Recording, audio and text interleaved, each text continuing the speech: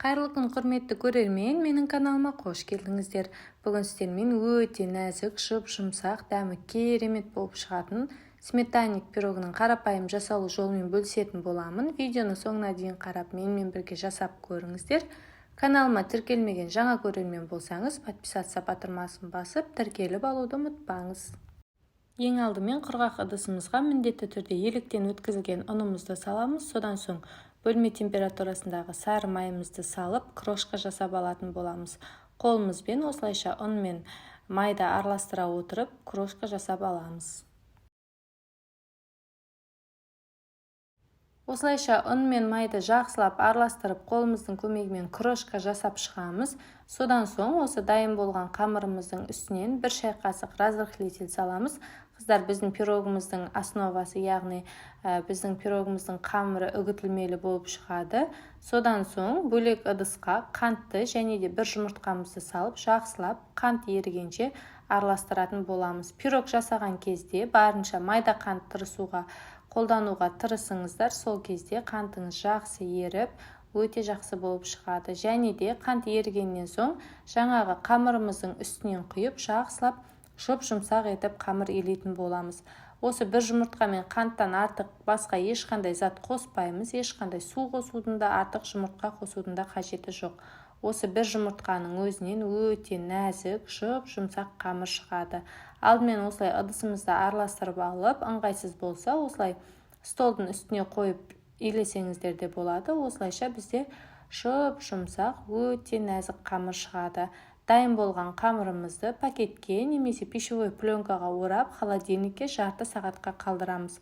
Қыздар, бұл тестаны жасап қойғаннан соң ең ұзақ дегенде 2 сағаттың аралығында қолдансаңыздар болады. Одан ұзақ уақытқа қалдырып қолдануды ұсынбаймын. Сол үшін де жасағаннан соң жарты сағат, 1 сағаттың ішінде қолданып тастағандарыңыз дұрыс. Келесі біз құрғақ ыдысымызды алып, жұмыртқаны және де қантты салып, жақсылап қантымыз ерігенше араластырамыз. Қыздар, міндетті түрде қантты майда қант қолдануға тырысыңыздар. Содан соң бізге миксер қолданудың қажеті жоқ. Осылай венчиктің немесе вилканың көмегімен жақсылап араластырып аламыз.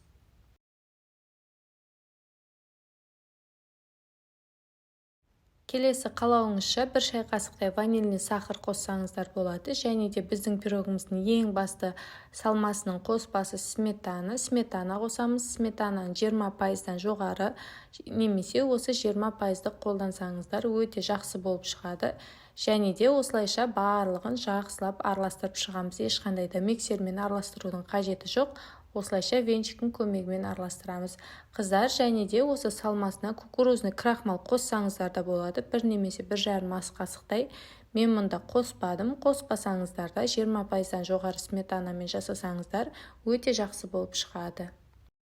Пирогымызға қажетті барлық қоспаларды дайындап алдық. Келесі кезекте формамызды сұйық май емес, видеода көріп тұрғандарыңыздай сары маймен майлап шығамыз. Және де бұл пирогты 24-26 формаларға жасасаңыз да болады. Осылайша жақсылап майлап алып, жаңағы жарты сағат холодильникте тұрған тестамызды алып, орналастырып шығамыз. Тестамыз жұмсақ болғандықтан өте оңай жайылады. Егер де сізге қамырды осылай қолмен орналастыру қиын болса, оқтаумен жайып алып, содан соң үстіне қойсаңыз да болады. Немесе жарты бөлігін алдымен жанына қойып алып, содан соң қалған бөлігін ортасына жайып шықсаңыздар да барлығы өзіңізге қалай ыңғайлы, солай өз қалауыңыз бойынша жайып аламыз.